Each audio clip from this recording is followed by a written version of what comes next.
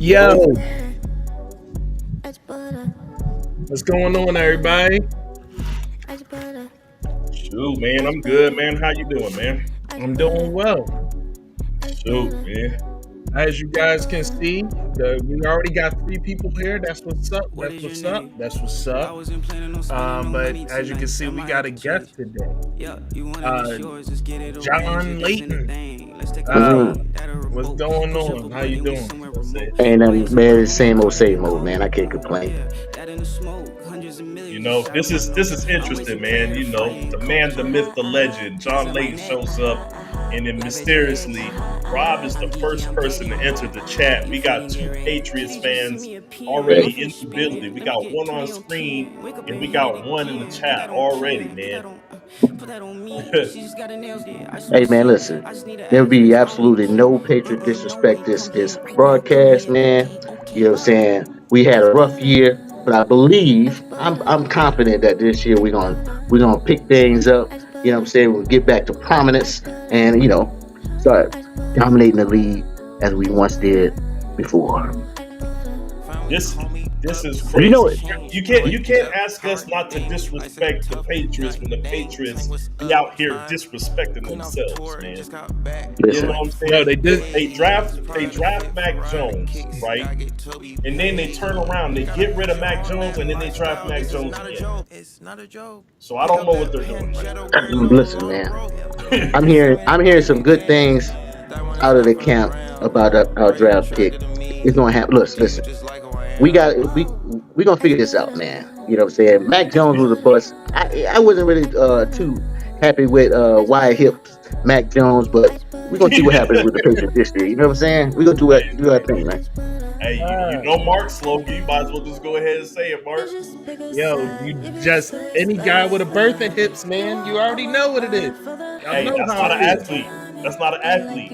That is not an athlete. If a grown man has birthing hips, he is not an athlete. I promise you that. That's it. Yeah, yeah. Once I seen him walking down there, what they call his name, he was twisting. I was like, we'll see what happens. See, But see, I'm telling see, you, we'll get see, back. Leighton. This is why I knew I liked you because when they drafted him, I was like, hell no, man. I was like, them Yeah, wide ass hips. That's not a thing, man. I was like, he has. I was like, there's no way you played football your entire life and your hips are like that. yeah, I was no, like, there's not a thing. Like you don't take this shit seriously. There's no way. Hey, I'm gonna be honest with you, Leighton. Like, I'm gonna be honest with you. Like, he pointed that out the moment that he right. saw it. He hasn't let go. Pause. He ain't let go of them hips since he seen Yo, them. don't put that on my body, dog. Don't do Pause. that. Don't he do like that. I'm just saying look, man, Yeah, all I'm saying is like nah, like Mark has been steadfast in his observation of saying there's no way you're telling me that's a franchise quarterback. I was yeah. like, You that's all can't. you need to see, Mark? He's like, that's all I need to see. I don't need to see nothing else. You need to see something else? I'm like, I don't know, man. Get that man a chance. Mark was on it from the beginning, Uh, though. when he came out there looking like Rakishi, man, I was like, nah, that's enough. Nah. Hey, But it look. is what it is, man. Hey, yo. And Rob, Rob, I'm not ignoring your messages. I'm just trying not to look at them, man. Drake May for president is a bit early, my boy. Slow it down. Hey, Slow it down. Yeah, May gonna sit 2 years. That's cool. That's what I like to see. I wanted Fields that draft. I understand. Too. You wanted Fields. I personally wanted Fields in that draft as well. We ended up with Trey Lance. He was the person that I thought we should have. If we were going to do that, we should have waited till the second round or late first round. We should have traded down or something. But it looked like nobody knew what they was doing that draft, man. Because as much as we sit here and argue about Mac Jones, Justin Fields, Trey Lance, just understand that the Jets took Zach Wilson before all of them. So like, yeah, yeah. and I think Zach Wilson is the worst out of all of them. But Hey, we said man. we're gonna add Travis Hunter in the next year's draft. How you gonna do that, man? Y'all winning games this year or what, man? You know what? Mark, man, when you want to start these topics, man? We can start right off of that. Right off of that, we can go right into this GM shit. Listen, this one, guys, it's been slow. You know, we got the Olympics right around the corner. Wimbledon is happening right now. Shout out to Coco. Coco is definitely the person I'm rooting for the rest of my life. And then beyond that, ain't nothing else going on out here. Baseball, like, it is what it is until October. Ain't nothing else going on. At least till like September, early September, late August. Like, there ain't nothing to talk about right now. So oh shit! I see you, Bellows. What's up, man? I didn't realize there was an All-Star game coming up, man. Yeah. Oh shit! I was like, so I seen that on ESPN the other day. I'm like, the All-Star game. What month we in? I didn't realize that. So yeah, it was already that time, man. You know, hey, I'm calling everybody out for their teams. You know, Brian Bellows, shout out to you, man. Hardest working man in the Air Force right now. But you know, he a Colts fan. I don't got nothing disparaging to say about Colts because I rock with them. My wife's a Colts fan. They don't be doing crazy stuff out here in these streets, man. Except for when they decided they wanted to hire Carson Wentz and then follow that up with Matt Ryan. You know, they was wilding for a little bit. You know, I got to say that. But I thought the coach got caught cheating and stuff like that. Ain't they pumping crowd noises and stuff like that in the stadium? Oh no, that was Atlanta. That was Atlanta. I thought that was a coach too. You know. Nah. That was, well. First off, the owner is wilding. That's totally separate than the coach. Yeah, the owner is wilding. That man. Oh yeah, I remember what the coach do. That's coach the one that was like deflating balls, and then said that Tom Brady was doing it. That's the coach. I remember that. Yeah. You said they was deflating. They was like, yeah, man. I feel this ball is like a half PSI off. You might want to check it. And I remember. hey, real quick. Hey, Bellows. He a Patriots fan. You gotta excuse him, man. Yo, what up, Mark? He's accusing the Colts of deflating the ball. So the Colts try to hit a frame job on the Patriots. Yeah, that's wild. All right. But yeah, definitely. Off of the topic that we was just on, which was Patriots and Drake May and talking about GMs and all this stuff, we're going to get into this new Hard Knocks thing. Hard Knocks has now they got the in-season stuff, they got the preseason stuff. They said, let's take it up a step further. We got Hard Knocks off-season. And so now, Hard Knocks off-season, Giants GM is out there wilding. He's saying some stuff in the off season that he's giving to say the least, he's giving bulletin board material. He giving fire me material, but that's a whole nother story. Hey man, Hey Sean, you want to start us off with that, or you want me to start it off? I'll start off by just saying what he said. Okay. You know, he starts off in the clip that I saw, you know, which absolutely makes me want to watch the show. In the clip that I saw, he starts off by mentioning they're discussing Saquon Barkley and what they want to do with Saquon Barkley. And he's essentially suggesting that they move on from Saquon. He's trying to gauge the room there and say, hey, man, do you think that other, like he's good, but he ain't worth $12 million. You know, do you think we want to offer him $8 million? Do you think somebody else would pay him more? And then somebody said, well, yeah, he's pretty good. And like, you compare him to the rest of the free agent running backs out there that are available. And then he counters back and like, nah, man, but you really think somebody would pay that much for him? Like, he was in disbelief. And then right after that, they go into the Daniel Jones conversation, and he's saying, nah, man, we're not paying a running back $12 million. And then he says, we just paid Daniel Jones $40 million. And he's like, you don't pay Daniel Jones $40 million to hand the ball off to a $12 million running back. And then he proceeds to make excuses for Daniel Jones' performance for the past 2 seasons, saying that even if we had Pat Mahomes, Pat Mahomes wouldn't win behind that offensive line. And there's a moment where I'm watching it and I'm like, wait a minute, is he the GM? I thought that was the GM. I rewind the clip and it's like, nah, he is the GM. Why is he talking like it ain't him who's making these decisions, man? So Mark, go ahead. That's what I got. You go ahead, lead it. Yeah, I have a clip. I've pulled it up. I was able to find it, so I'm gonna share that with everybody here real quick, so y'all can hear exactly what was said. All right, so like it doesn't make any sense to franchise him. So unless you think you can trade, because we're not going to franchise him. Like it doesn't make any sense to franchise him. So unless you think you can trade him after doing that. Right, and then could we get something and trade him? What are we really going to get? Unless it got down to like $7 million. And I don't want to offer that because I don't want to be like we disrespected him. There's 31 teams. It only takes one to maybe be open to doing something. If it doesn't get to that, hey, we're going to do the right thing. We're going to let you hit free agency, find out your market, come back, and let us know if we can match it. If we can, we'll have those discussions. I mean, in a perfect world, I'd still like to have him back. Until we can prove that we can have a decent offense without him. Daniel's making a lot of money, and it's the fork. Like we got to figure out is he the guy? So we got to protect him. We need to put resources there. Yeah. We have Waller, Belly, a healthy Wandell, Hyatt. Don't have Slayton. Waller, he retired. We'll have to find a running back, but upgrade the offensive line, give him a chance, because we're not going to franchise him. Like it doesn't make any sense to franchise.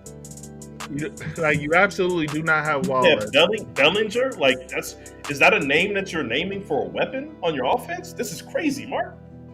Hey man, the delusion is real. Like over there, people that he named does not equal to Saquon. That's crazy, man. But yeah, so Mark, man, I'm gonna let you give your opinion first, man. What do you think of their war room, Mark? The Giants' war room. Are you impressed? Are you surprised? I think it was a fantastic move. Yeah, I think everything that they did was phenomenal. Yeah, I don't think they could have did anything wrong in that situation at all. I agree, man. Listen, I'm a huge Giants fan, man. I love everything the Giants do, and that GM to me deserves a raise, But I'm gonna shoot him a little bill. You know what I'm saying? I'm gonna shoot him a little bill if I can. In leadership, you gotta feel out what's going on. Talk to the people around you. Like, hey, I'm thinking about making this decision. What you think? But I mean, he got to do a better job of reading the room. It looked like the guy was like, "Yo, man, it don't seem like the best thing for us to do." Clearly, we believe that this guy is going to be good enough to get whatever he's asking for on the market. But we're saying now we don't want to pay him. So again, I believe that the Giants GM deserve a raise. I mean, give him another $200 million a year. Keep doing what you're doing to the Giants. Because he was talking about like we want to see if we could have what the offense can do without Saquon. We've already seen what they can do without Saquon. There's absolutely nothing. You know what I'm saying? So I'm not sure exactly what he's thinking. You know what I mean? But hey, thanks, Giants. I love you guys, man. Yeah. Absolutely. Like everything is just wild about that whole situation. Like, what are y'all talking about? He said, he put up air quotes. It said $7 million, Mark. Yeah, like I don't want to offer him $7 million, then we're disrespecting him. $7 million is disrespect. Like Mark. If they offered AJ Dillon $7 million, I might call it a little low. We're talking about Saquon Barkley that they're offering $7 million. That's insanity, bro. Like you're gone. You're out of touch with reality already. It's very too late for you, Giants. If I'm a Giants fan, Mark, let's be honest. If I was a Giants fan and I saw that clip, I don't know if I would watch Hard Knocks. All it would do to me as a Giants fan is make me not want to watch the games and support the team.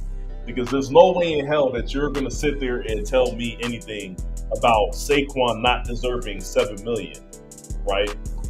but then, or excuse me, only deserve a $7 million. But then you're going to try to convince me that Daniel Jones is earning the $40 million that he's getting. There's no way in God's green earth, man. So yeah, I feel bad for Giants fans, but I don't, because as you know, I have the same love for the Giants GM that Leighton does. You know, I love shout it. out to him. You know, I too am enjoying everything that he's doing for the Giants right now. You know, the Giants, they may have cut us off a couple times in the playoffs. They might have been one of those teams that just always beat us whenever we played them, no matter how much better we are than them. I don't really got love for the Giants, so yeah, I'm with you. But all jokes aside, man, it's a peek into why certain franchises have a continued repetition of underachieving. Yeah. That right there is why. Yeah, no, the level of incompetence that's being displayed in the Giants offseason is exactly why everyone should watch Hard Knocks offseason. I've never seen this level of incompetence on full display before. But I have another clip for you guys, and I'm going to share it.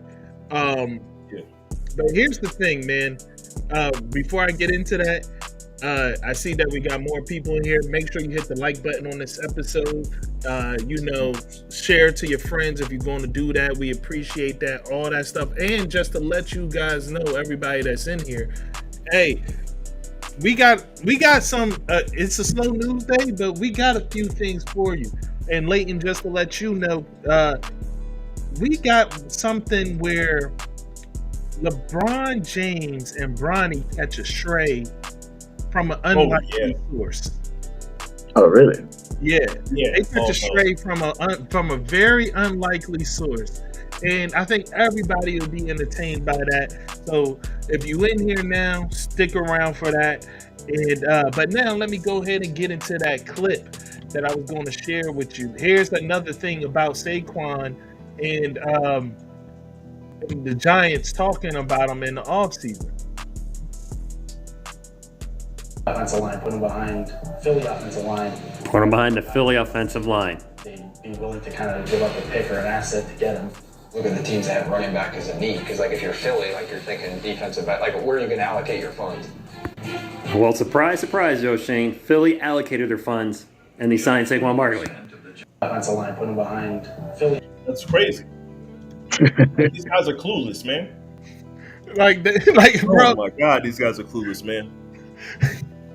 And the wild thing is now Saquon sees this, you know what I'm saying? Yeah. And then they're going to have to play twice. Bulletin They gotta board play- material twice. They got to play twice. And Saquon probably going to run all over that defense, you know what I'm saying? Because he already been practicing against them anyway. So he knows the ins and outs, the ups and downs of what they got going on. I mean, it's going to be crazy to see, man. Well, let's be hopefully honest. Saquon does that and eliminates the Giants from any contention, from anything, you know what I'm saying? Yeah. Well, let's be honest, man. We seen what Saquon could do behind that same shoddy-ass offensive line that they talking about. Right. Imagine what he's going to do behind the Philly offensive line, man. And we saw what a competent running back could do with DeAndre Swift behind that Philly offensive line, man. What I hope to see, I don't care whether it's all running or through the air. I want to see 30 to 40 touches for Saquon against the Giants. I usually keep my nose out of NFC East matchups, except for when Washington plays Dallas. I'm rooting for Washington. That's the only time I put my nose in NFC East business. But guess what? This year, I'm going to be watching the Eagles play the Cowboys twice. And I already know what I want to see. I want to see 40 touches for 300 yards from Saquon. And the Giants will deserve every bit of it. Hey, for all my bettors out there, take the over for Saquon on the Giants games. All the yardage, touchdowns, whatever they got going on, just take the over. Take the over. Hey, and listen, I know I'm kicking they back in, but here's the last one, bro. I promise. This is the last one.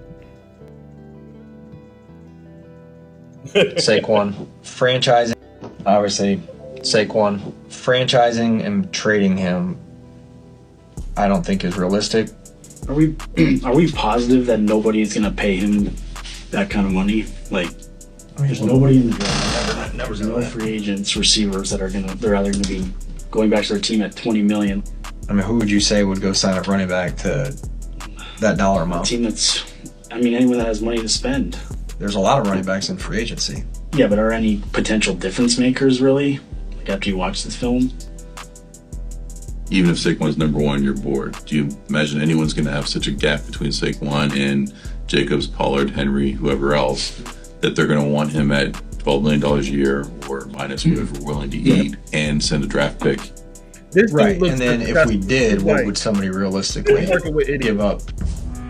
I just think all the teams that need a running back are going to look at Saquon. Do you feel good about eating $3 to $4 million for a fifth round pick? I would say, Bro, let me tell you something. That shout out to the young boy on the edge of the couch, man, because he seemed like he got a brain, and you can see the disgust on his face, Mark. Yeah, he was like, not just disgust. You can see, like, I know what a shoulder shrug look like, man. That man is mentally shoulder shrugging right now. Like, I've been trying for years. Like, I don't know how long he's been on the staff, but you can tell that this is what happens every time you bring something up, man. Like, yeah, we all been in that the situation. Like, you asking me a question, I'm giving you a realistic answer, and you like, well, I mean, but are you sure? You sure somebody's gonna pay for him? Like, yeah, anybody that has the money to pay for this is gonna pay this guy that we know is a pretty good running back. I mean, we need to figure something out. Try to, at least get to a number where he sees that we're gonna respect him or whatever. But I mean, this guy was just ready to get rid of Saquon. I don't know what Saquon did. I don't know if Saquon is the topic of discussion at the dinner table. His wife loves Saquon. She has a poster on the wall and like, yo, I mean, his quads are so nice. I'm not sure. He hates Saquon Barkley. I can tell you that. But he was ready to get rid of him at all costs, and it was nothing that anybody in that room could tell him to get him to keep Saquon. So you saying this was Saquon with the Jared Goff Rams situation? I listen. I think Saquon may be doing some sneaky stuff. You know what I'm saying? He may have. Listen, I'm just saying. He seemed like a stand-up guy, Leighton. He seemed like a stand-up guy. That's the guy that you got to look out for. Yo, you know what I mean? I'm just saying. Didn't Sean McVay get rid of Jared Goff because his wife thought Jared Goff was sexy or some shit? Jared didn't, or who was it? No, it was Cam Akers. Cam Akers made the comment. It was like, you know what I'm saying? She's like, I don't know why he getting rid of Jared Goff because of him saying something about his wife. Like, your wife is smoking hot. You're gonna have to deal with people wanting to have sex with her. Like, and then next thing you know, Cam Akers is on the Vikings, boy. That shit was crazy. He said two players. He got rid of Jared Goff. He said, "Try me again. I'm 2 for 2, buddy." Say something about my wife. Yeah. Yeah. I'm telling you, that's what's going on, man. Saquon did something that we don't know about, that he's keeping under wraps, and he's like, listen, we need to get rid of this guy, man. Because there's no way a GM, a person that's been in football for a very long time, has been trusted with taking care of the team and drafting correctly. He has people. He called the meeting. So he has his trusted people, the people that he trusts. He called them in and said, listen, let's discuss this. And anything that they said, he was like, nah. I know you think that the market is good for him, but nah. So, again, I love the Giants, man. Hey, that's funny though. But yeah, nah, man. Shout out to the Giants for keeping us entertained in the offseason, man. Like, if that's what they had to say about Saquon and Daniel Jones, Mark, I gotta watch this, man. I gotta see what other crazy wildness that they're saying on this show, man. Yeah, man, it's going to be different. Hold on. Yeah. LeBron James voted best player at Team USA training camp. What? Yeah, they're saying the other players. Yep. like that is the dumbest. What? Like, why? LeBron James has championships. He has real life championships. Why are they handing out participation trophies for LeBron James? Well, forget about a participation trophy. First off, why are y'all voting on this? Like, Yeah, why is there a what? vote going to something like this? I don't care. It's Team USA. We here. It's us against the world. This ain't about no individualism, man. And why is it a news story? I mean, because it's LeBron. I mean, I'm not sure. Come on, man. Here's the thing. I get it. It's a popularity vote. You know, LeBron is the cool guy. He's the guy that's on his way out. You know, he did so much in his career. So we want to make sure that we take care of, you know, kind of like that 2008 with Kobe and all that good stuff like that, right? But I don't know if LeBron James is the best player on that team, you know what I'm saying? But, you know, that's just my personal opinion. But it is what it is. You got to get the popularity. You got to get people continue to talking about USA basketball because, you know, the conversation is not really there right now.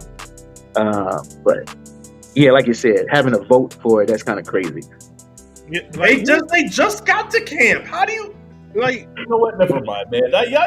How do you know? You just got there, man. Like, I ain't got time for this, man. Like, It's kind of like that story that came out where Steve Kerr was like, do you really practice like this? And then it was like, yeah, all the time. You know, like I said, man. I saw that one too. They just you gotta. They're trying to take care of him, man. They want to make sure that LeBron James is happy. You know.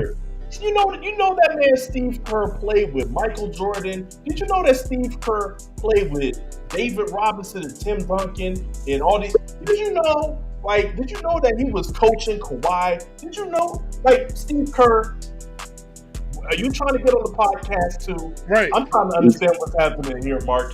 You want LeBron on your team next year? What's really happening right now, Steve Kerr? Because that's wild. It's like, remember, Mark, when Draymond started doing stuff like this out of the blue? You know what happened? All of a sudden now he's being represented by Clutch Sports. You know what I'm saying? It wasn't a coincidence. All of a sudden Draymond started kissing LeBron's ass, and then all of a sudden now Rich Paul is agent. You know what I'm saying? Yeah, I know. Yeah, like we know what it is here, man. Look, I guess Rich Paul taking on coaches too. I don't know what's going on. Man, Rich Paul taking on whoever he can take on, man. He did. I like Rich Paul, man. Yeah, I need a shark out there, man. Hold on, I'm trying to. There it is. Yo, so but speaking of Team USA in practice, here we go. I'm not doing that yet. Okay. You see Cooper Flagg though? Did you see Cooper Flagg, the young white boy that was cooking out there in practice? That was cooking the old dude. Yeah, I've seen it.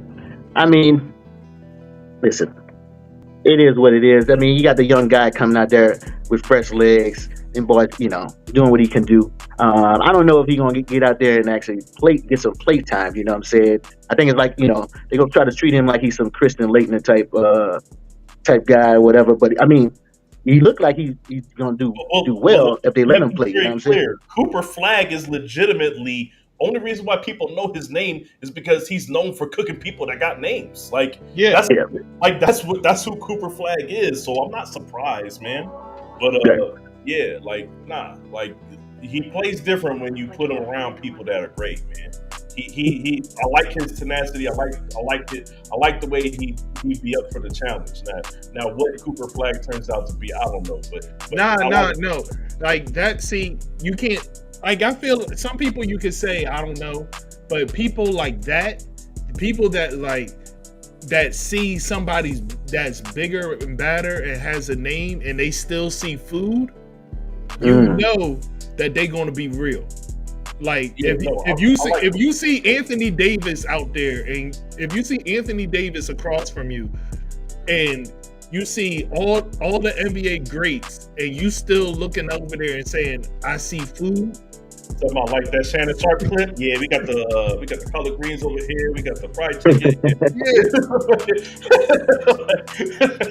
Like, bro, if you out there and that is still your mentality, like this is lunch, like you going to be for real. And the boy and it's one thing to just say it, but if you go out there and play like this is lunch, that's different. This is the last thing I'll say about Cooper Flagg.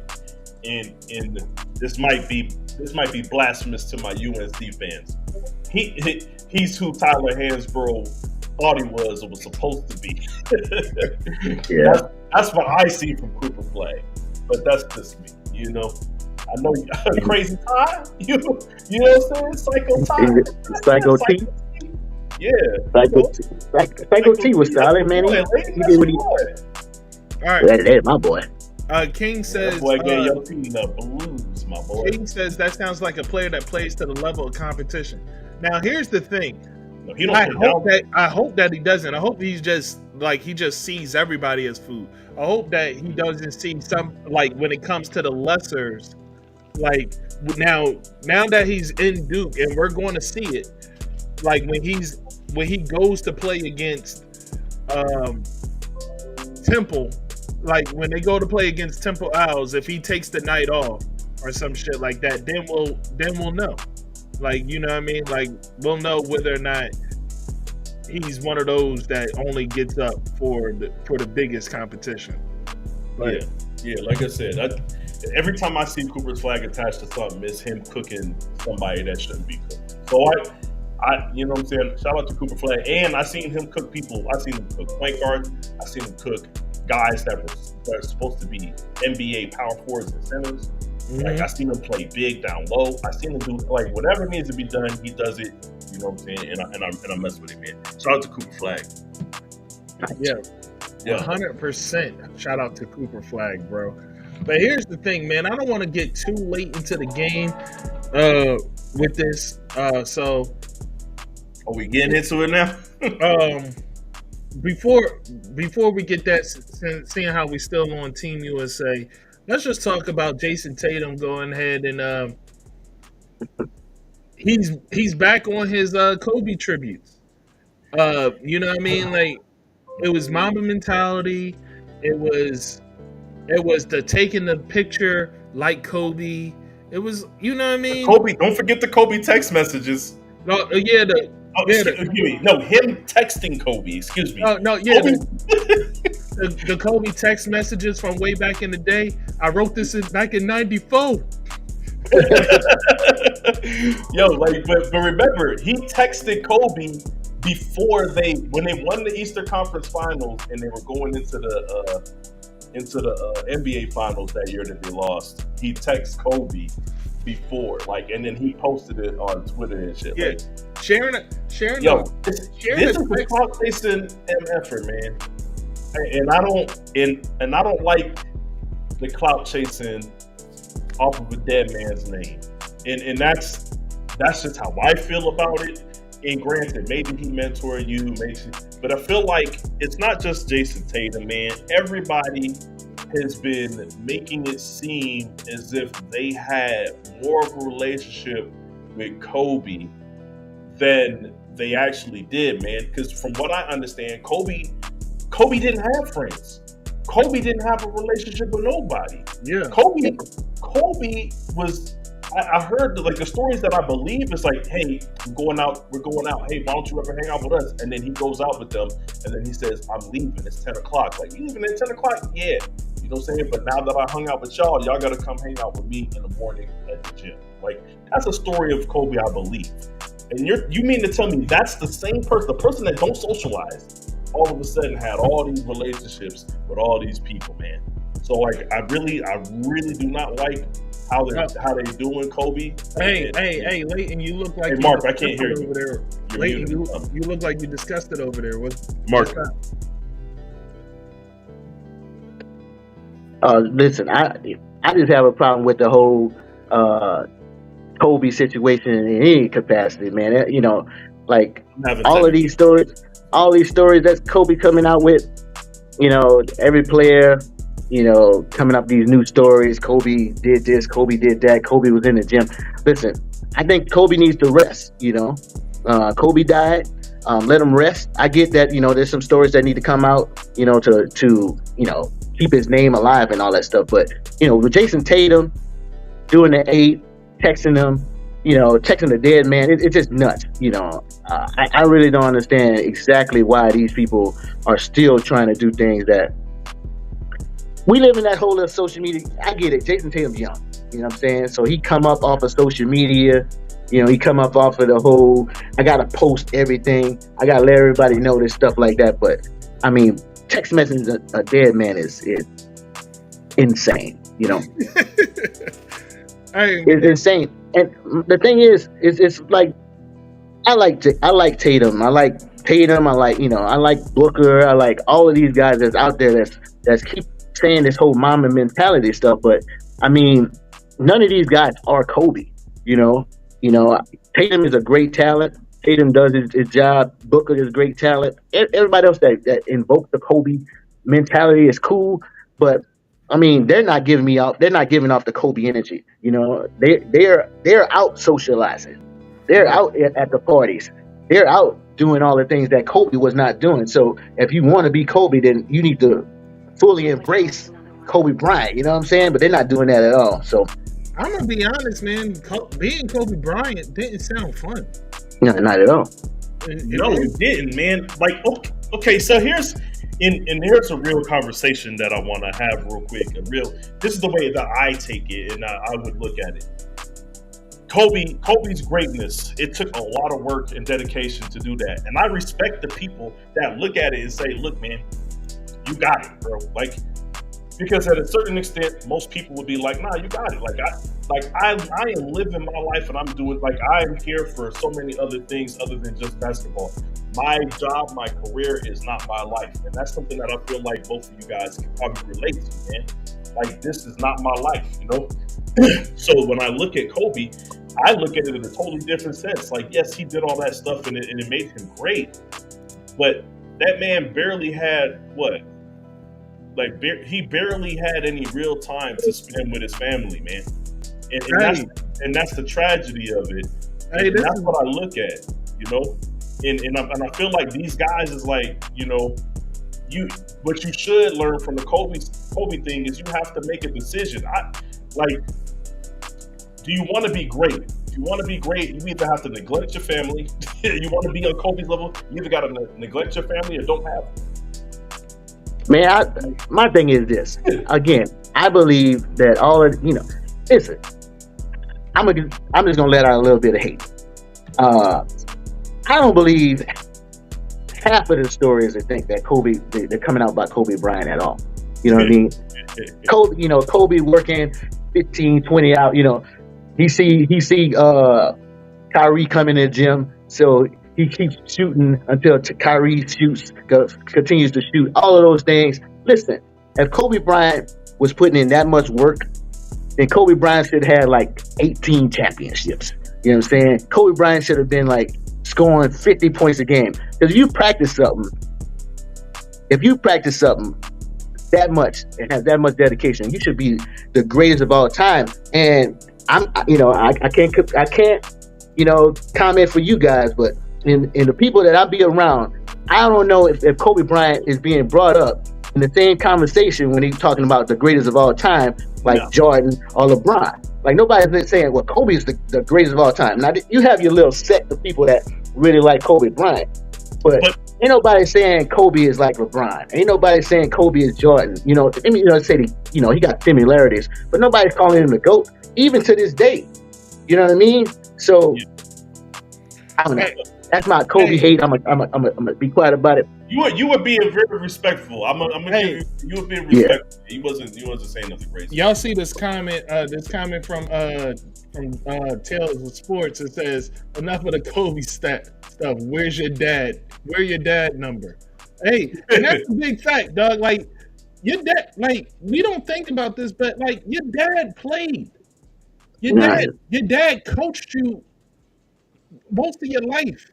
Like, why are you talking about, why are you constantly exalting someone else? Like, it didn't, like, we never hear you mentioning anything about your father, but it is what it is. Rob, you putting Kobe over LeBron don't even mean nothing to me. Let me tell you something. Just to expound on what Leighton was saying, all that practicing, you should have something. You know what the problem is? If you're practicing those things so that you can take bad shots during the game, that's the problem. You're practicing moves, but you're not changing your mentality.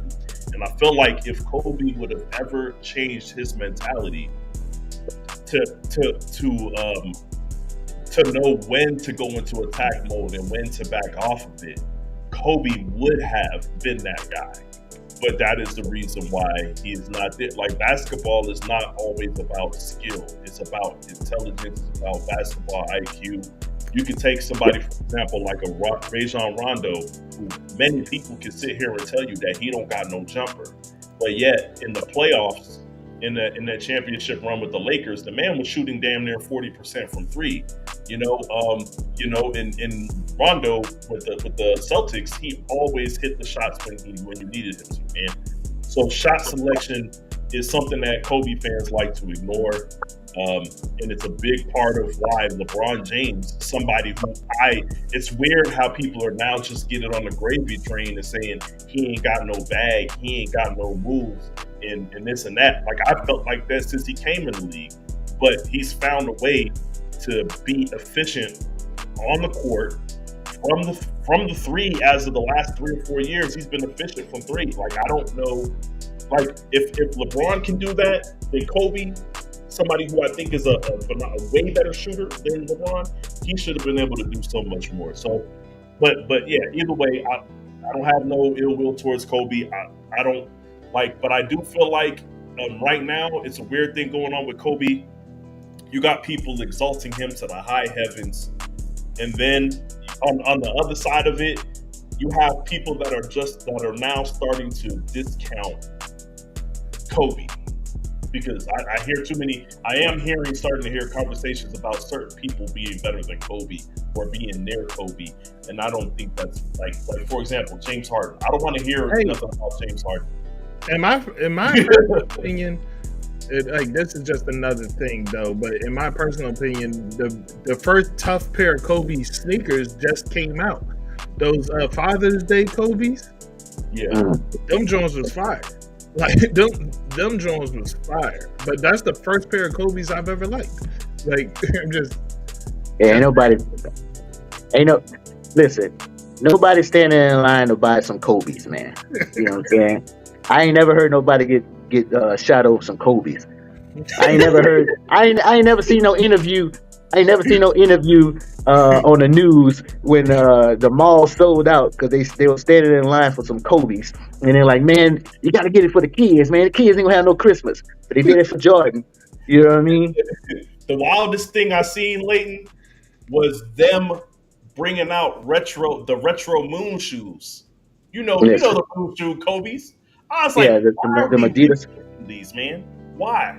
Because it's they profiting off his debt, which I understand. Crazy, man. But those were the worst signature shoes. Those are the worst signature shoes I've ever seen in my life. Oh shit! The girl dad's is 120 is what? No, that's place a bid, but I think it said $122. Nah, $250. That's about right. Yeah.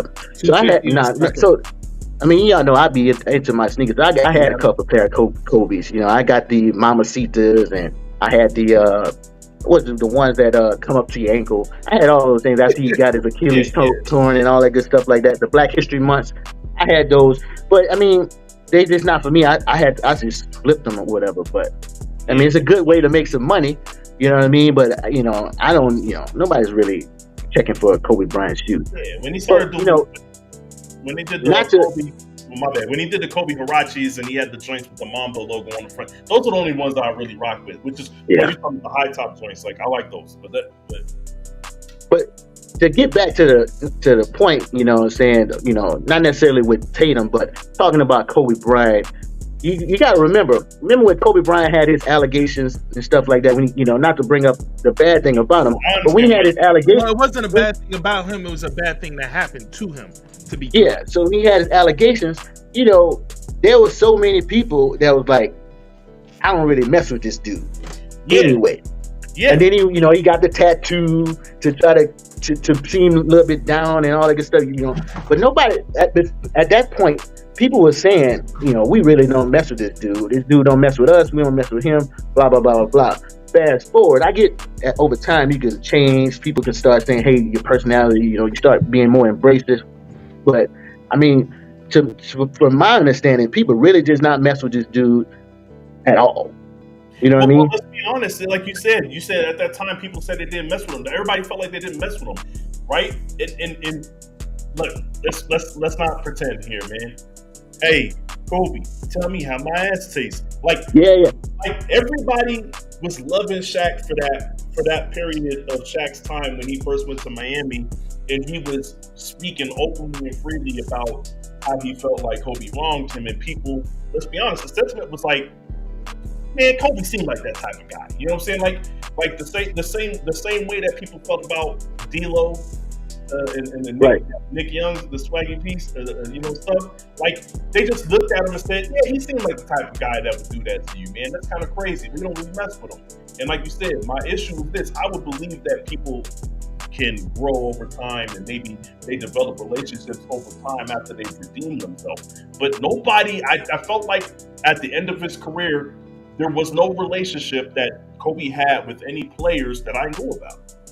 Right. Like I don't want to be kicking Kobe's back. Yeah, that's true. No. That's not for Kobe. That's me talking about the people that are being fake about saying that they were his friend. When he needed a friend, they wasn't there.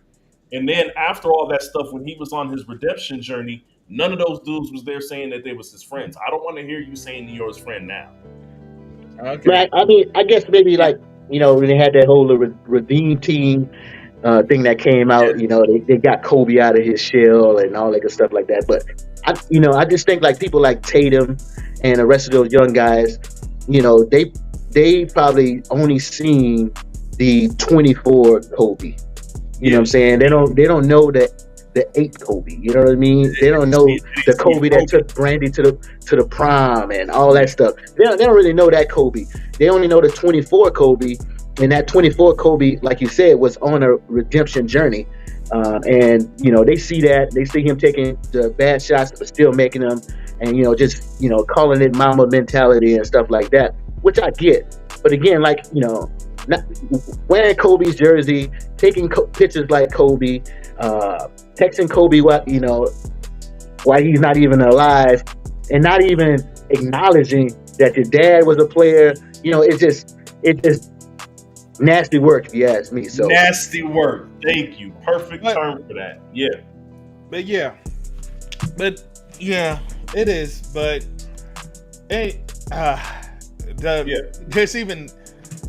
there's even nastier work going on out there, man. And some players are catching strays out there, and let's just get into it.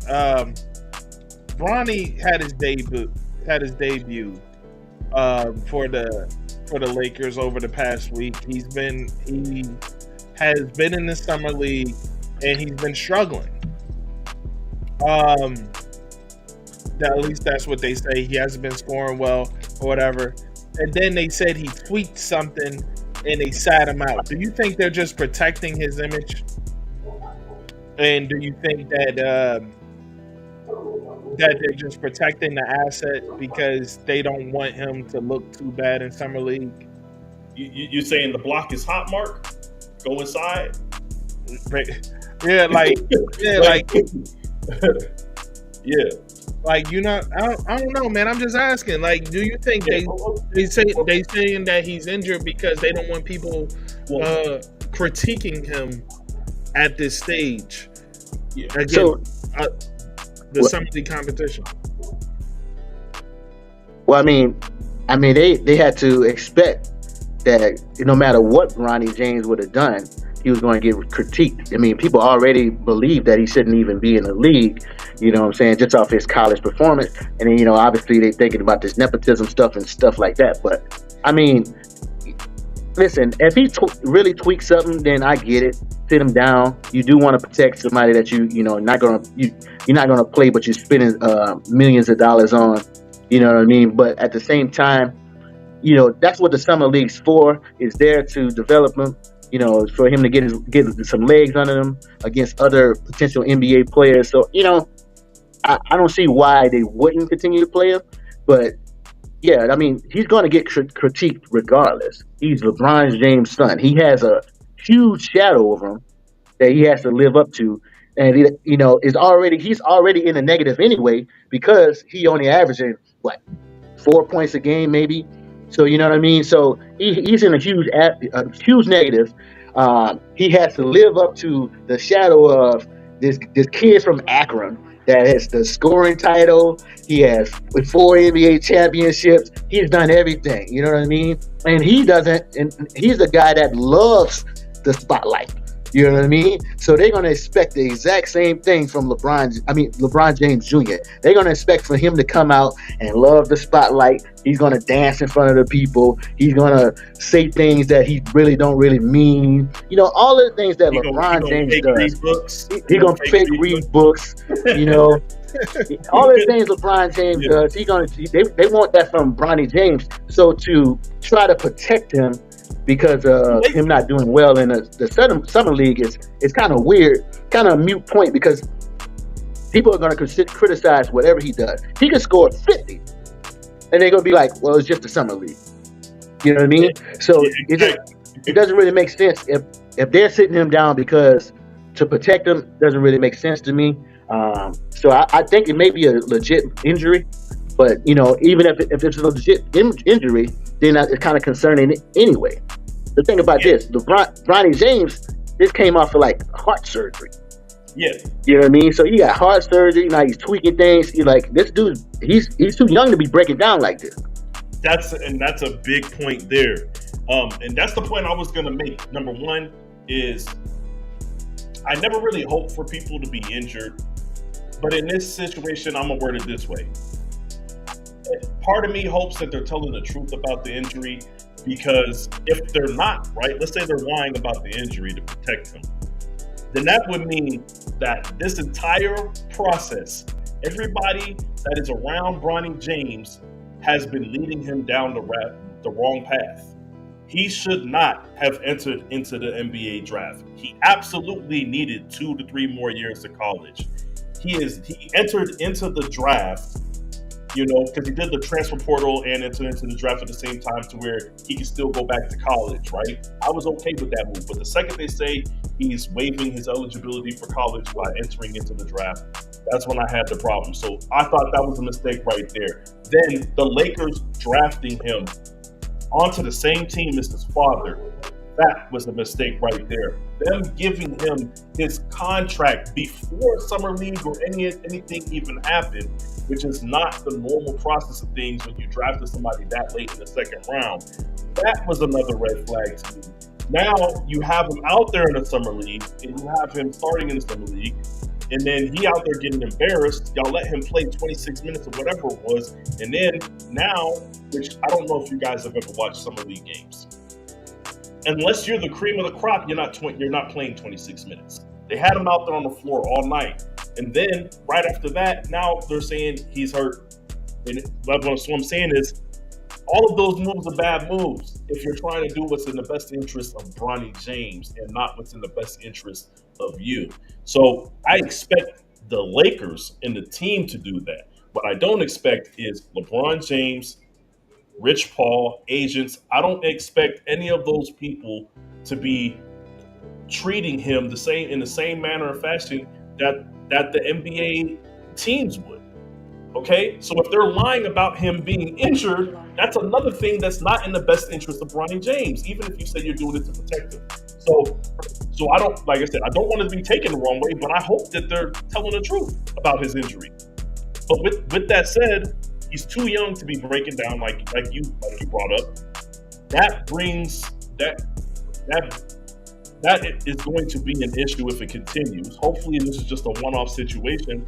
But no matter what happens at this point, Layton, you're right. There's nothing that he can do because of all of the things that have happened up to this point. There's nothing that he can do that's going to have him put on a performance that's going to satisfy anybody, because plain and simple, nobody believes that he should be in the NBA right now. Ha! Right there. You said it. Nobody believes he should be in the NBA right now. And guys, I'm going to share an excerpt from you for how deep this really is. Because, hey, man, you don't need to deserve to be there. That's not the thing, man. You don't need to deserve it. That, like, sometimes you are put in places because your father said so. Let's get to it. Let's get to it. And I'm about to tell, and I'm just gonna let the pastor break it down for you. Pastor. Yeah, sir. exactly. Somebody in here needs somebody that's got your back. As a matter of fact, give God some glory for the people that got your back.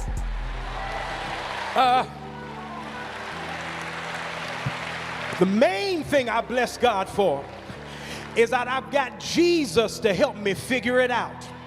Because as long as Jesus is first in my life, then Jesus helps me figure out who my crew needs to be. And Jesus helps me figure out who needs to be in my life. That didn't work for you. Well, I'm going to get out of here. But since Jesus didn't work for you, I guess LeBron James is going to work for you. Because LeBron James helped me close this sermon out. You know where I'm going. They drafted Bronny. And I'm glad. I'm glad. I ain't mad. I'm really not mad. I'm not mad. I thought he was going to do it in Cleveland. I really thought that the best way that LeBron James could close out his whole experience is come back to Cleveland, make the Cleveland Cavaliers draft Bronny, and then they go out and make history as a father and son. But they didn't do it. LeBron James made sure that Bronny was taken to the Lakers. Now, you can say what you want to say, but I ain't mad at it. Because the truth of the matter is, Bronny reminds me of me. Because the truth is, Bronny doesn't really deserve to be in the NBA. Bronny doesn't really have the skills for the NBA. Bronny really didn't deserve to be drafted. Bronny is a little short to be on the team.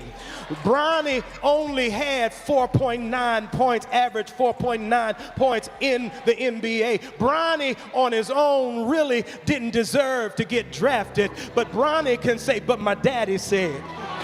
My daddy said, put me on the team. My daddy said, give me a spot. And you need to understand that's the only way I got here this morning. I really don't deserve to be where I am. I really don't deserve to have what I have. But my daddy said, give him another chance. My daddy said, let him preach the gospel. My daddy said, give him a good wife. My daddy said, give him 2 daughters. My daddy said, give him some more grandchildren. Anybody in here? Well, the truth of the matter is, I ain't done. Because Bronny said, I don't have the height to be on the team. But that's all right. You on a team with Anthony Davis. You may not have the shooting skills, but you on a team with 3-point shooters. Y'all looking at me like I'm crazy. Not only did my daddy say I could be on this team, but my daddy put some men around me that the stuff I can't do, he gave me some boys that can do it. The stuff I can't be, he gave me some people. Is there anybody in here that can say my daddy said, give it to him anyhow? Is there anybody in here that can say because of my daddy, I'm in the game? Because of my daddy, I've got life, and that more abundantly. Because of my daddy, eyes have not seen, ears have not heard, neither has it entered into the hearts of men what God has for those who love him. Because of my daddy. All right. The same. I watch you go through a range of facial expressions. It's the same range of facial expressions that I went through when I watched it the first time. All right, real quick before I let Leighton go, I'm gonna just let y'all know that is Reverend Dr. Alan Waller, Enon Tabernacle Church here in Philadelphia, big time. When I say big time church, I mean that is like the big church, mega church, the mega church here in Philly. And so, yeah, Muhammad Ali, like one of his funerals was there. Joe Frazier's funerals was there. Like anytime a big celebrity has a funeral or whatever, or something going on church-wise, it's at Enoch. So that's just to let you know what that was. And that was just this past weekend. All right. So with that said, Leighton, Listen, tell us what you. so here's the thing. I don't know. Shout out to the pastor. Shout out to the pastor. I mean, to be able to just spin that into a sermon is crazy, man. Oh man, I don't even. I'm at a loss for words. Of like, well, I'm gonna tell you what. I'll tell you what I said. I'm gonna give you some time to think. I'll tell you what I said. My initial response was, I have never seen someone throw shade and inspiration simultaneously. Like, it's the wildest thing I've ever seen in my life, man. Like that's why your face was doing all them things. It was like, oh yeah, that sound good. Jesus, what's going on with Ronnie, man? They really thinking that. Yeah, that's true. You know, praise the Lord. That man said he don't deserve to be in the NBA, but my daddy did it. My daddy said it. That man said, you want a team with Anthony Davis. He can't shoot. But my daddy said, I'm like, come on, man. We got to do better, man. I get it. You know what I'm saying? You got to find some type of inspiration to get people ready to go. And you know, I don't know, to spin and to use Bronny James in a sermon. And like you said, to throw shade, but at the same time be inspirational is wild. I tell you, I'm at a loss for words, man. I don't even really know what I'm thinking right now because I've never seen that done before. You know what I mean? I've seen people say all kind of different things, but for him to be like, yeah, I wish he'd have came to Cleveland. You know, LeBron James can't shoot. Bronny James can't shoot. Bronny James can't do this. It's like, are you saying that he's good or are you saying that he's not good? Like what's his overall goal? Is he saying that even if I'm not good, that, you know, if I believe in Jesus or, you know, have faith that eventually things go, I'm not sure what the goal was there, but you know, man, that was wild, bro. He said God will place people around you. He will place people around you to be good in the areas that you're not good in. But then he seemed to list everything that says he's just not a good basketball player. He has no business being there. And it's sometimes God puts you in places where you have no business being there. And man said, he said Bronny James too short. Bronny James can't shoot. He said he can't dribble. He said Bronny James he's not quite tall enough, but God, his father made sure he was with Anthony Davis. Yeah. Bronny James can't dribble. Bronny James can't tie his shoes. Bronny James can't brush his teeth. It's like, what are we talking about, man? It's like, where are we going with this, man? Yeah, I mean, you're able to inspire everybody else except for you, Bronny. You sit down. Yeah, sit down, Bronny. What if Bronny was there? The way he listed off his stats was crazy, dog. Yo, it's funny. That's why Mark made that face. He was like, what is he averaging, like 4 points a game? And I was about to say, I know the exact number, but you're going to find out why I do. Yeah. This man said, he was averaging 4.9 in the NBA. He's not even played in the NBA yet. Yeah, but he made college. It's just wild to me. It's like, so you did research before you came out here. Absolutely, King. That was the goal, and that is what he was talking about. My mind has to go here. Oddest stray. It's the oddest. Like that's the oddest stray you ever caught. Dog. Mark, I got to tell you where my mind's going right now because this is where my mind's going. Because I just said he had to do research, right? So you got to picture this. In his preparation, he sat down and said, "Let me watch film and take notes on everything that he's trying to." He's taking notes on everything that Bronny can't do. Like, what kind of mindset do you have to be in to do that? Sean, like, like Sean. No, here's the thing, though.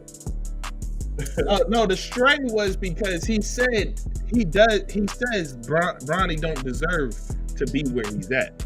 That's the stray. Like Bronny, like you can 100% deliver that sermon without talking about a particular person and calling them out for all the things that they're lacking.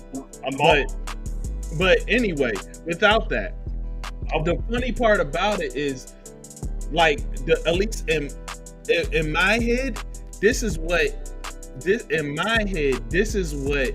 the pastor was on. He was like, he's a Laker fan, and he like, why do we get Bronny? Because of his dad? He hot about that in his head.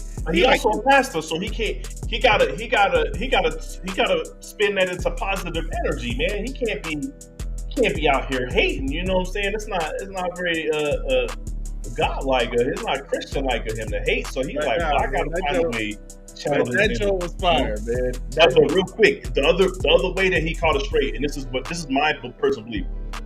It's one thing to say that God put Bronny in that position.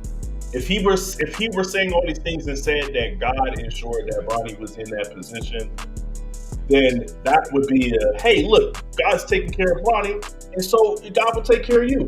He's saying there's a difference between nepotism and God taking care of you, bro. Like, there's a difference. There's a different type of energy behind those two things. No. He said, my father makes sure my family has me around. Like, I got a good wife, good children, good everything. Yeah, he said all that. Yeah. My father made sure that he can't shoot. He can't shoot. But he got 3-point shooters around him. Yeah, there's a difference between... You ain't tall enough. So you gonna play with Anthony Davis? Like, whoa! Like, and the crazy part is, like, his first point kind of fell short, so he had to go in. He had to go into the Bronny James point. He was like, "Yeah, all right, y'all don't hear me then. All right, well, cool. You know, Bronny James just got drafted, and he don't deserve it. He don't deserve it at all." And that's when the church got lit. Like the church, yeah, you're right. He don't deserve it. Playing. And I get it. I mean, I get what he's trying to say. You know what I'm saying? It's just a wild way of going about it. It's a wild way of I'm not a preacher. You know what I'm saying? I don't know exactly what you got to do and get people to start following you and stuff like that. But you know, it's a wild way of going about getting the congregation riled and ready to go and for praise and stuff like that to get your point across. To use, I mean, there's probably numerous situations like this in the Bible. Yeah, he could have used a biblical, he could have said Daniel was in a lion den. Gilligan was on Gilligan Island. You know what I'm saying? He could have said all kind of stuff. He said Gilligan was like, nah, Bronny James. You know what I'm saying? Hey, look, real quick though. This is the thing. We all been there, man. You. Let's be honest, man. You an hour and a half, an hour and 45 minutes into the church service. You don't know when this joint's ending. Around this point, you probably nodding off a little bit. No, this was he was closing it out. This was his exactly. You closing it out. People already, say you about to nod off and stuff. You already you're not mentally there. This would have woke you up, man. You can say, I don't know, you as a pastor, say, do this. You got my attention, dog. I'm so you know what I'm saying? That done woke me up at the end of the sermon. You got me now. You got my attention. But I just want to point out the interesting thing. Mark was like, yo, he must be a Lakers fan. He's a pastor, all this other stuff. Just so happens, it's funny, you got King Mike Hall here who posts, and he said, I'm hot about us getting Bronny. So clearly he's a Lakers fan. And everything I know about King Mike here, he is a God-fearing Christian man. And it's just the similarities, Mark. No. That's why King felt that sermon in his heart. Like, that sermon touched his soul. Hey, he about to send in a donation. Talking about he spit. He spit. Yeah. Boy, about to send in a donation, man. He about to send in 10% of his check straight to the pastor. Yeah, 'Cause I already know that plate got sent around right after that. You know what I'm saying? People's on the floor. Just cause, man, I would have put 5 in there just cause. Like, I would have gave some money up too. I was like, "You right, Bronny James don't deserve it. You correct, man." And then I drove home like, "Man, that was kind of messed up." hey, you know what's crazy? Is how messed up would be. I promise you, I think King started speaking in tongues for that 4 minutes. He was like, he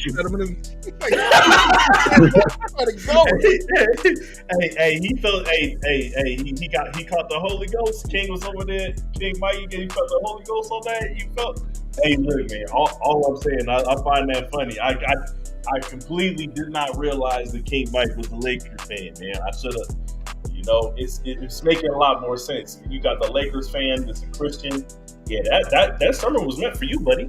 That was meant for you. Yeah. But yes, like when we say he caught a straight from an unusual place like that, nah, man, I wouldn't have guessed it, Mark. That man at home playing Madden. that man at home on stream. You know what I'm saying? That man at home resting in the summer league, and then he get on a live stream to church. He's like, you know, I can't make it to church. Let me live stream the church in Philadelphia. You know, the biggest church where Muhammad Ali and all these people was had their funeral. Let me see what the doctor's talking about. And then Bronny James doesn't deserve to be like, yo, come on, man. What I do? You know, it's kind of like that 50 Cent meme. What the fuck did I do? You know what I'm saying? Like, yo, man, like, why you cursing at me? What did I do, man? Like, damn, man. Nah, that's crazy. I get it, though. Hey, real quick, I'm gonna bring up this one. He said, King Mike said, seriously, the whole 750 been saying Bronny not ready and Bryce is better. Shout out to the 750 group, 750 group. But either way, yeah, absolutely, man. Bryce, and I just made this comparison yesterday, and I said, Bronny is LiAngelo Ball. Oh, damn. In Bryce is LaMelo. It's what I see. It's what I see. It's what I've seen for the past 2 years. Bryce plays. Damn, like you didn't even give him Lonzo. You gave him LiAngelo. Yeah, you don't give him Lonzo, man. That's crazy. Bronny James. Okay. You know, Lonzo, he's good and he's kind of like undurable. No. Let me be very clear. Lonzo Ball's comparison coming into the NBA, they said his ceiling would be basically a poor man's Jason Kidd. Do you think that's what Bronny James' ceiling is? Yeah, man. Stop it right there. You were like, I think Bronny James could be somewhere up there with Jason Kidd, Steve Nash, John Stockton, the greats of. I got laughing, man. I think Bronny. Listen. You got to give a guy a chance, man. No, you do have to give him a chance. I feel like if it, because Bronny James been dealing with this since he was young. You remember that whole little statement he made when he was like a kid playing basketball, and he started going about Bronny, and it was like, why are you going about Bronny? And he was like, well, I don't want anybody to know that I'm LeBron James Jr. You know what I'm saying? Yeah. So again, this man's been living in that stupid shadow of his father, that the attention hawk. So now he's going to have to.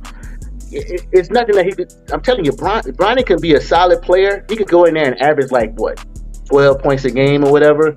You know what I mean? And people are going to always just be like, he didn't live up to anything. He can come in there and have some pivotal moments.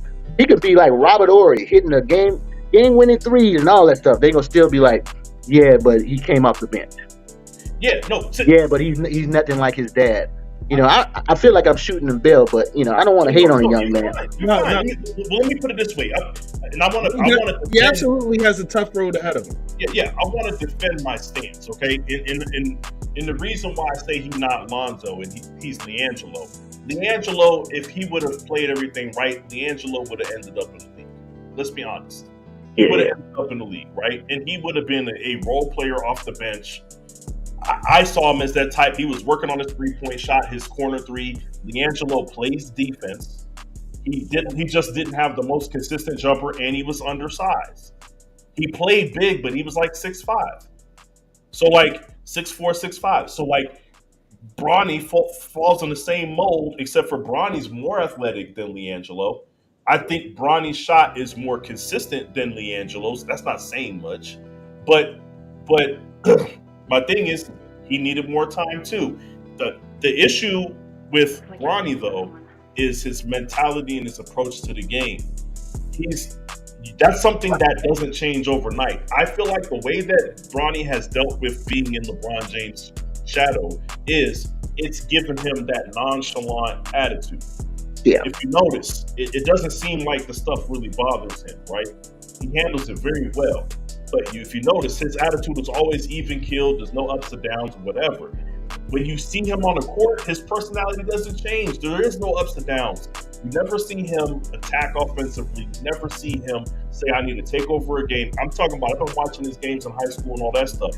And from what I see from him, his demeanor on the court is the reason why I'm saying that his ceiling, or not his ceiling, but what I think he's going to turn out to be, that's why I think that way. It's because it's a mentality change. It's like when people saw Ben Simmons and they're just like, he has all this talent, all this ability in the world. You know, once he gets with somebody and they work on his jump shot and all this other stuff, and it's like, that's not the problem.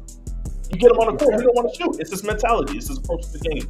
So now that takes me, but it's funny because that kind of takes us back to the Cooper Flag stuff. Like, thank you. Cooper Flag, he doesn't do that. It's attack season. I see you. It's attack season. Like, that's what it is. Where he doesn't have, like, don't want to kill him with this. Don't want to kill him by saying this, but essentially what you're saying is you don't see that dog in him. You don't see it. Yeah, and if you don't, let me put it this way: if you don't have that dog, at a minimum, what I need to see you do is what you do best and be confident in it. Bronny can play defense, but I still don't see him aggressively play defense. Bronny is extremely athletic, but I don't see him try to make athletic moves towards the basket. If you're not going to have that dog, at least be great at the things that you are great at, and he's not. Right. Well, here's the thing: like, we've seen kids come into the league when their dads would play. You know what I'm saying? Some of them pan out well, some of them don't. You know what I'm saying? We see like Curry's done doing well. You know, you got all these players that do well, Clay, right? Clay, all of So you know, but I think the fact that Bronny James, hasn't really had too much adversity in his life, period. Like, he has so much like structured lifestyle that he doesn't have something that he has to worry about. There's nothing that LeBron James can't do for him. You know, clearly he can get him into the NBA. So there's nothing that he can't do for him. Of course I'm gonna be nonchalant. It's like, whatever, my daddy got $1 billion. I'm set for the rest of my life. My grandkids are set. You know what I'm saying? So there's nothing you can say to me that's gonna hurt my feelings. There's nothing you can say to me that's gonna make me change who I am. If I don't pan out as an NBA player, guess what? I'm still gonna go home. I'm still gonna have this inheritance of whatever it is, and your girl, when I walk into the room, is still going to be like, that's Bronny James, and I'm going to suck him off. You know what I'm saying? So it don't really matter, bro. Like, why should I care what you think about me, man? Like, why should I care about that? You know what I mean? No, I hear you, and you're absolutely right, man. That's a really good point. But to your point earlier, when you said he can pan out to averaging 12 points a game, I think that's what I believe that. I believe he can be a guy that could give you. He can be a 3-and-D guy, right? And I feel like if he grows into himself as an adult, as a man, then that will help him carry over his point guard skills, because I've seen them. I've seen flashes of the point guard skills there. And if he leans into that and playing defense, right, then yeah, he can. I think he can average 12 points. I think he could be a solid defensive player that can. And then if he leans into the defense, Leighton, then these days in the NBA, you lean into the defense and you can knock down an open three. You know what I'm saying? You can hang around forever. You know what I'm saying? So I do think that he can be like a role player for a good amount of time in the NBA. But I don't see him being a starter. And that's fine though.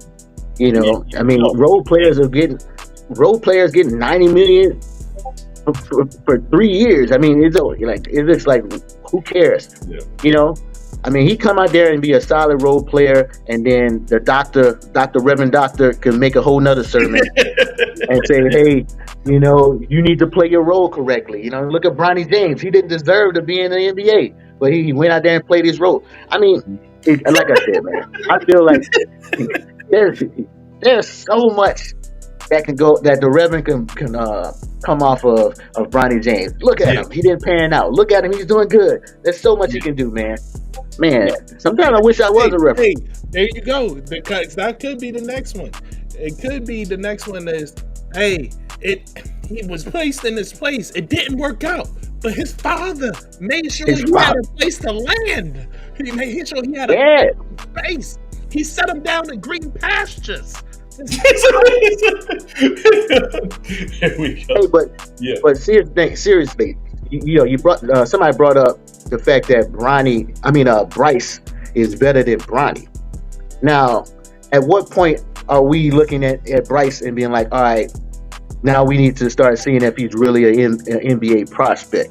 You know what I'm saying? Because I mean, Bron James ain't gonna be in the league when Bryce shows up. So is Bron still gonna have his pull to be able to get him in there, or is Bryce gonna be to the point where he's going to be solidified and say, he's going to the NBA? The way it looks, Bryce might get there on his own merit. Yes. And then this is the thing. The pressure that Bronny is under only exists for Bronny. And here's why. Because LeBron wanted to play with his son.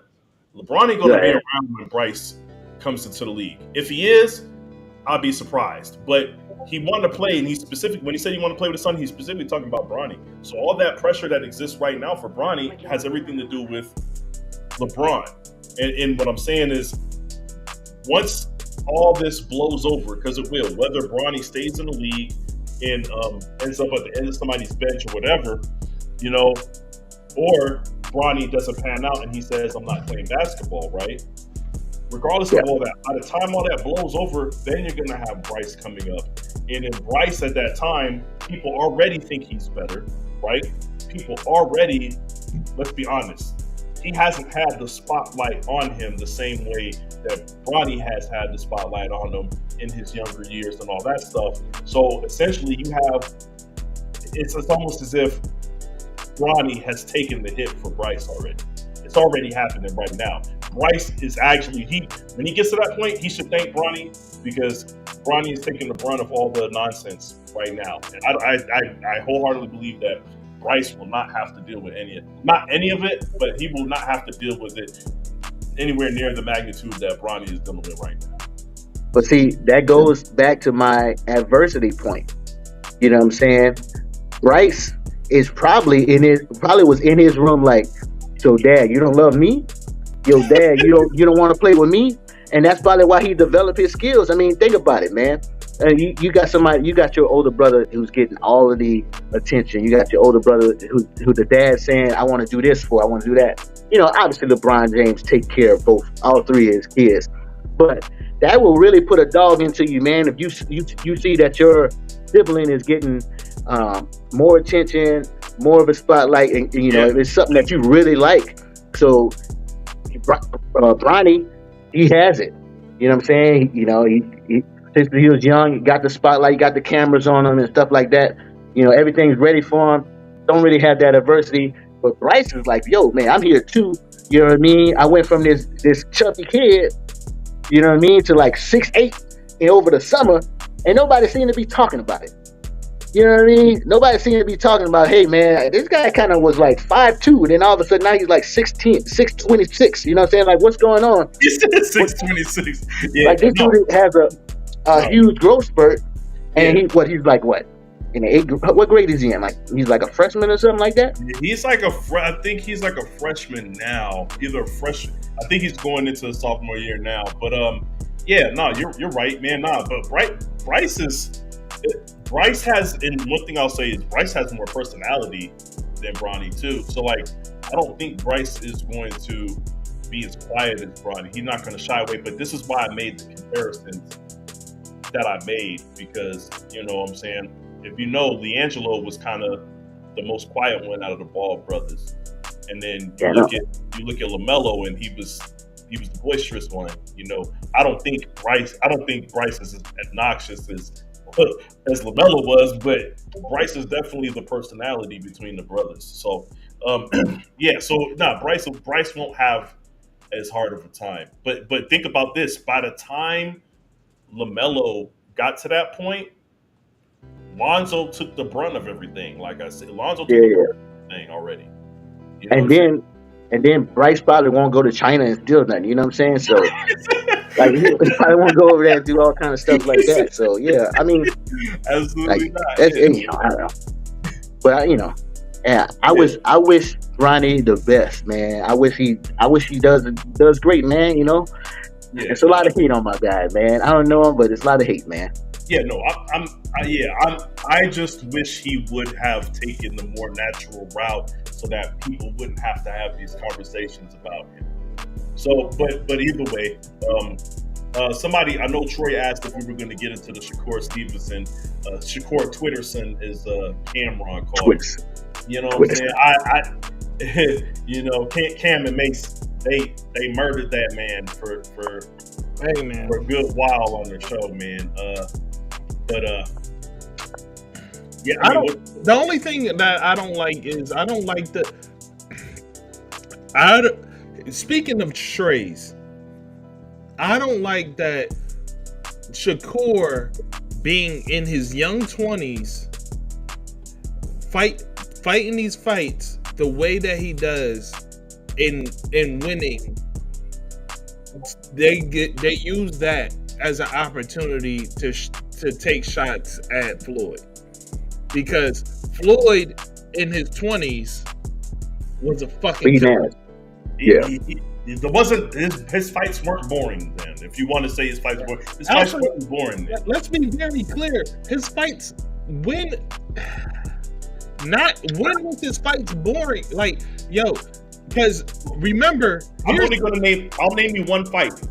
There's only one fight that I consider to be boring that Floyd fought, and it was the Manny Pacquiao fight. Yeah, that's it.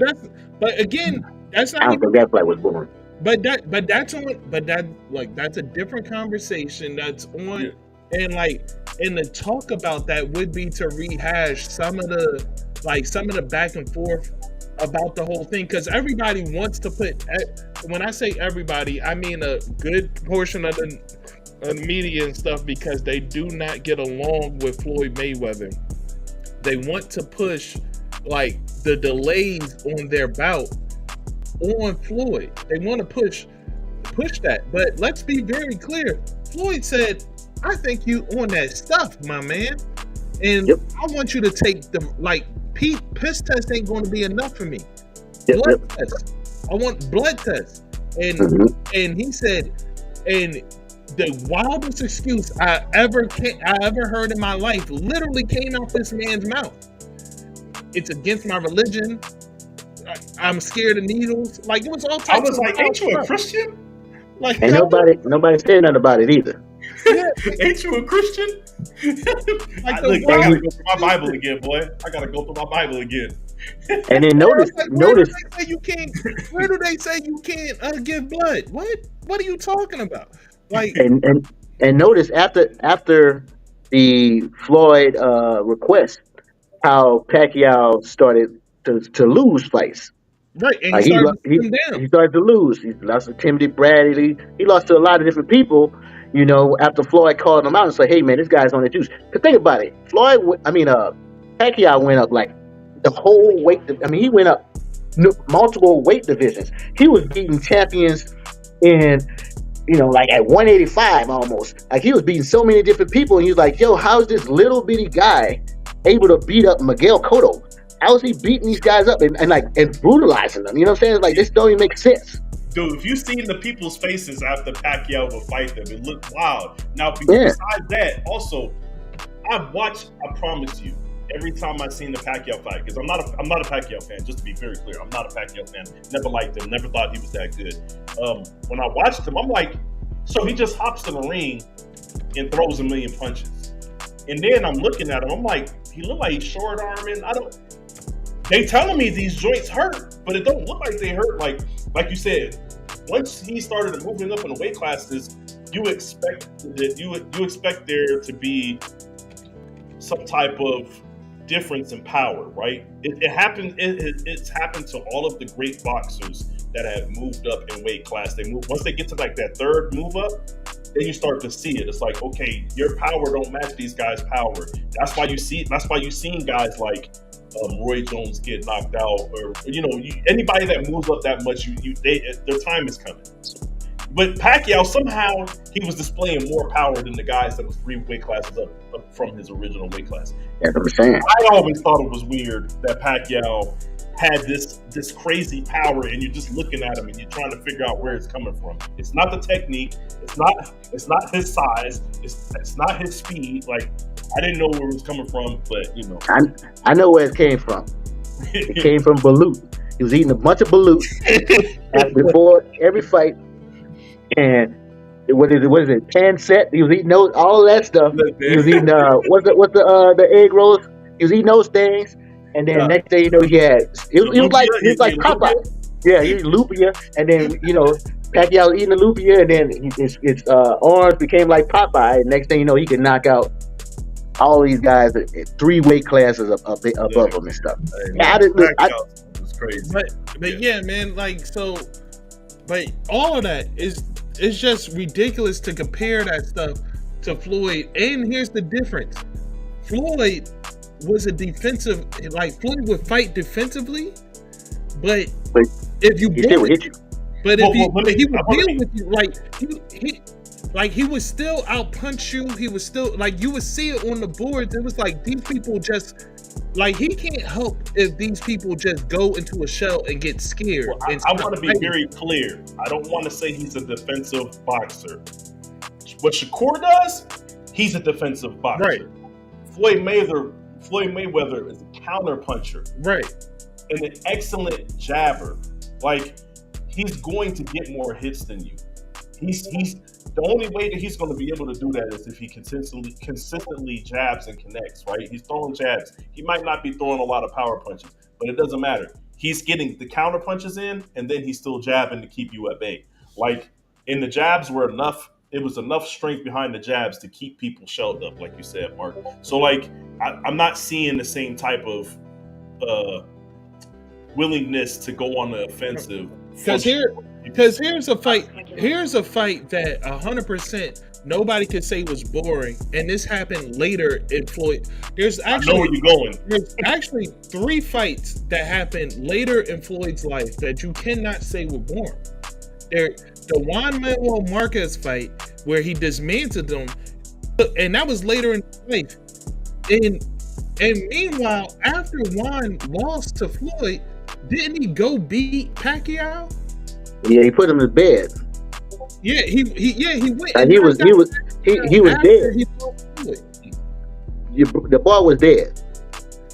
And then secondly, when he fought Machado, Machado brought everything he could to him, and he destroyed that man twice.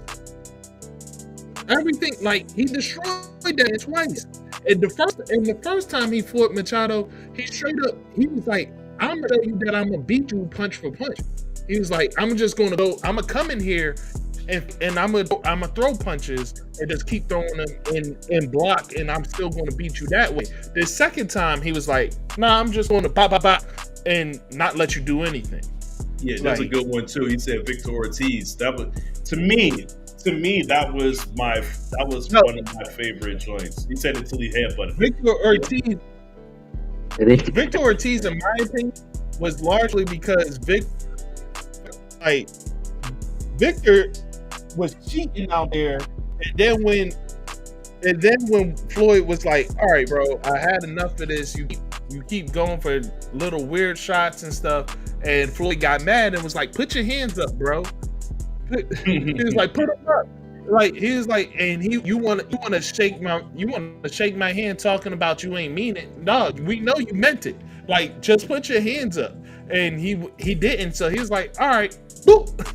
Like, night, boy. Like, get out of my face. Yeah, like, don't. But like we're talking about entertainment, right? That's what I'm saying. That was one of the more entertaining Floyd fights. I mean, yeah, Victor Ortiz acting a fool, but yes.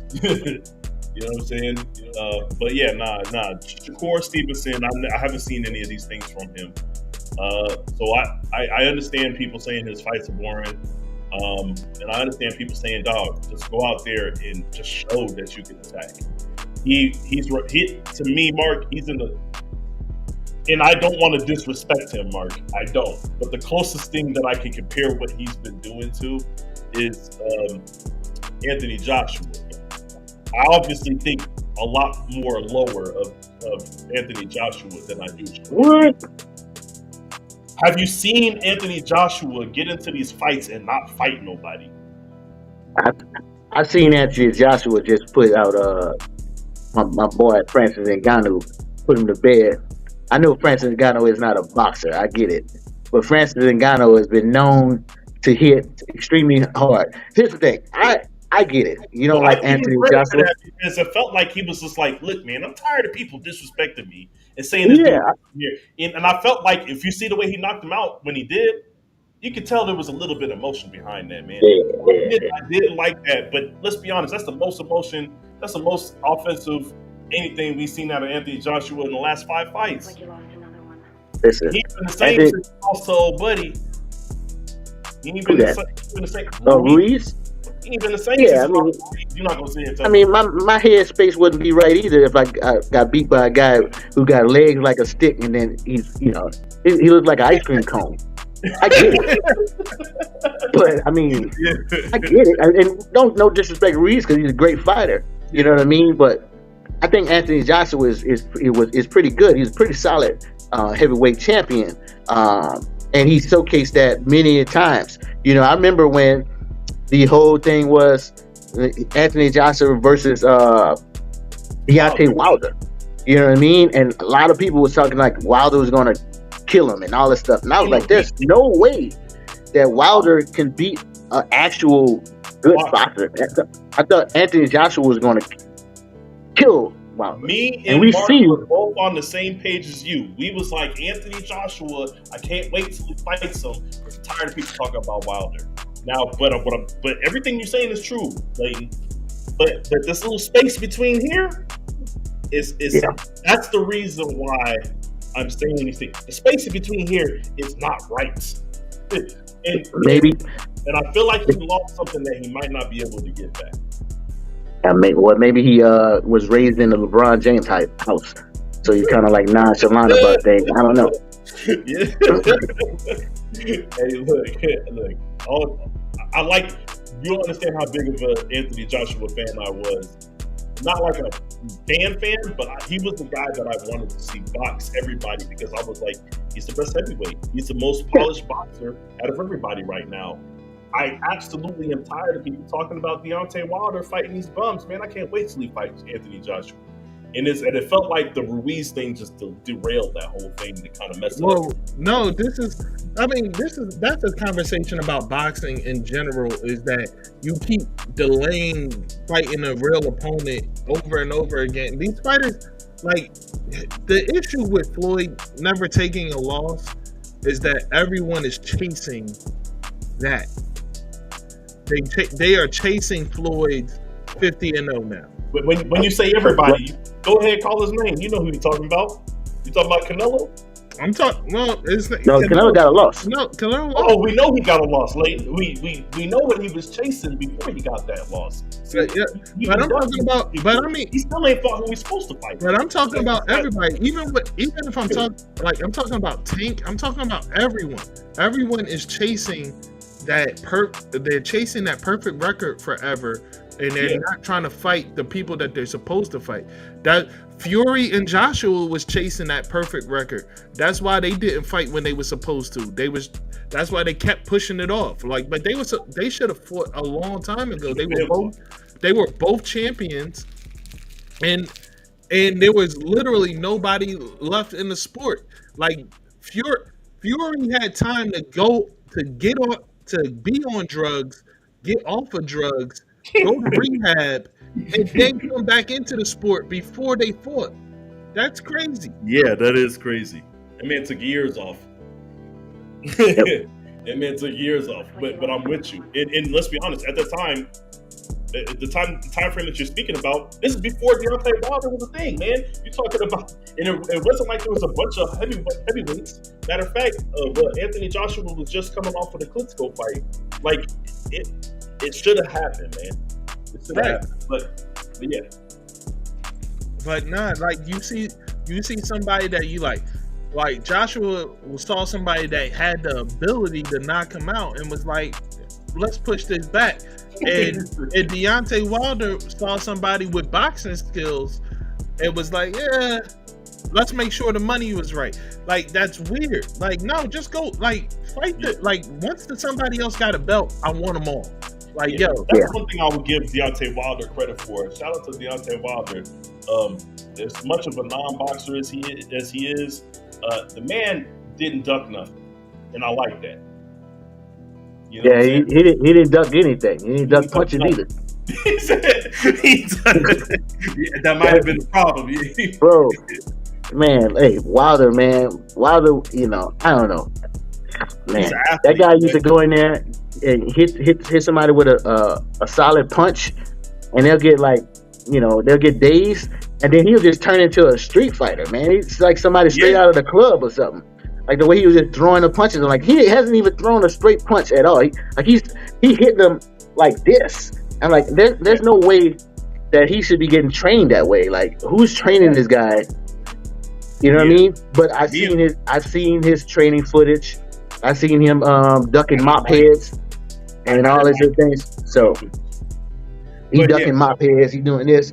You know, he's doing the spin around. So I get it, but come on. I mean, I don't know. I think Joshua is a pretty good fighter. Like you said, he might have something in between his head, but I think he's got that. He got past that. And I think in the fight with Ngannou, he showcased that. I know Ngannou isn't a great boxer, but he is a threat. He was a threat in that ring. He had put on a showcase against Tyson Fury. You know what I mean? You know, some people thought he actually won the fight. I mean, that's debatable, but I do feel that Ngannou is a solid fighter. He's an MMA fighter, so even if he's not a boxer, you still gotta respect that he knows how to throw a punch. That he knows how to. Ngannou used to box before he got into MMA. He did not box. He did not box for long, but he did. Like, he does have a history, so this wasn't like it was his first time boxing. So that's probably why you see the little bit that you see. Like, it's like, okay, well, he's solid. You know what I'm saying? Right. Like, yeah. So, but no, but I hear what you're saying though. He looked like me in that ring after he got in there with Joshua though. Hey, look, man.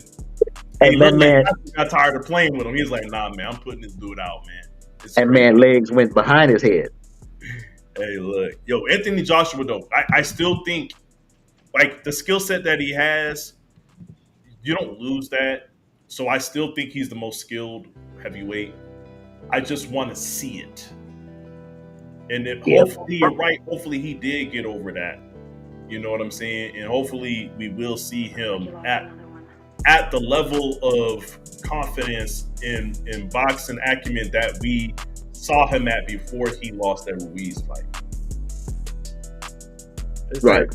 King wants to set us straight. He said, let's be clear. AJ never put those fights off. The other guy did.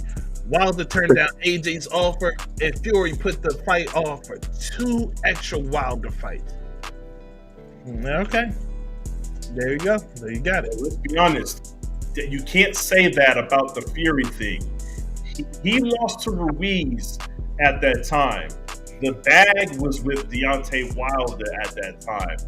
Anthony Joshua fucked up his own bag. Yeah, he did. You can't fault Fury for saying the rematch with Wilder is going to be better for me than fighting Anthony Joshua. Anthony Joshua kind of screwed himself with that loss.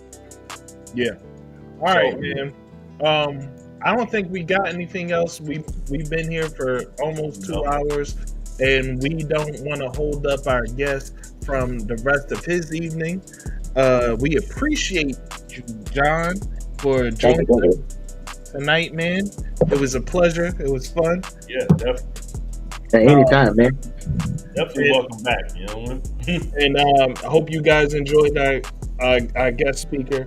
Just ain't nothing special, but you know, he's just a funny guy that I want to have on. And I wanted to ask you before we get out of here, man. How's the wagon here, dog? Oh man, a funny story.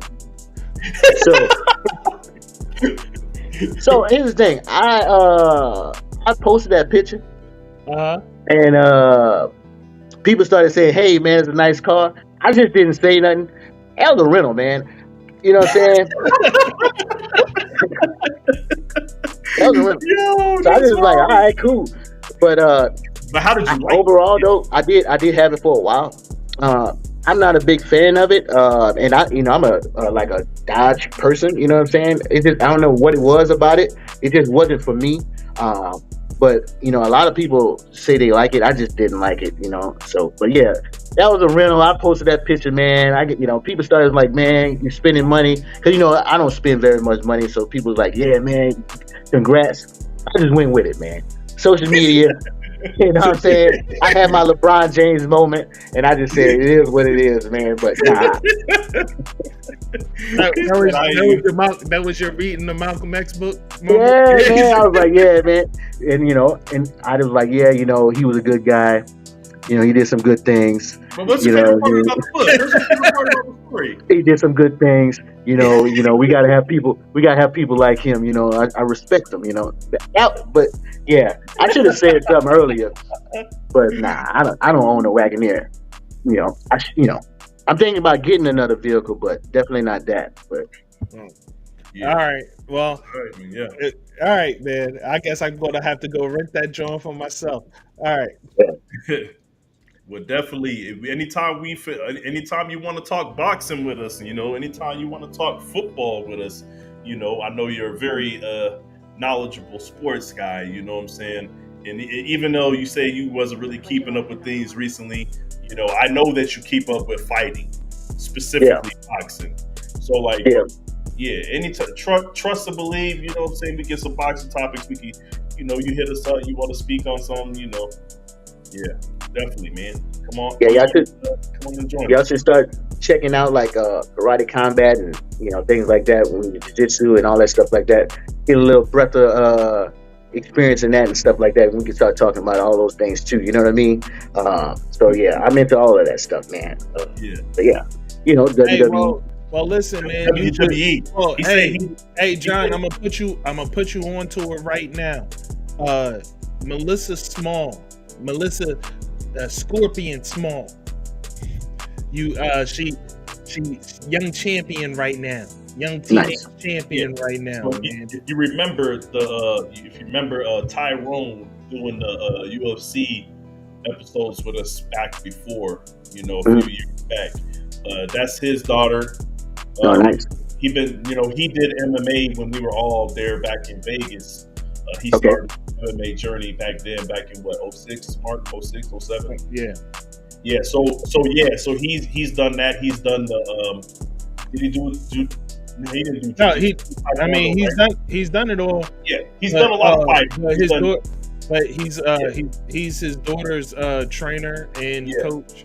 And man, and she's cleaning up these girls in boxing, cleaning them up. But how many times has she lost in her career? Once? I don't know. I think it's either once or twice, but either way, she just won a second championship. And this one was a national championship.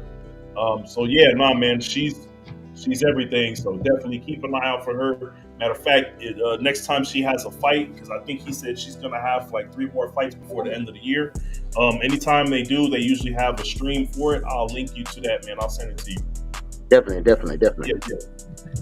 But all right, y'all, we appreciate you guys for watching, and as always, remember that the title of these organizations, what they're classified under sports entertainment. These are not sports. So be careful when you go out there and bet, and always think to yourself, what benefits this organization best? Mm-hmm. It's only entertainment. Peace. Yep.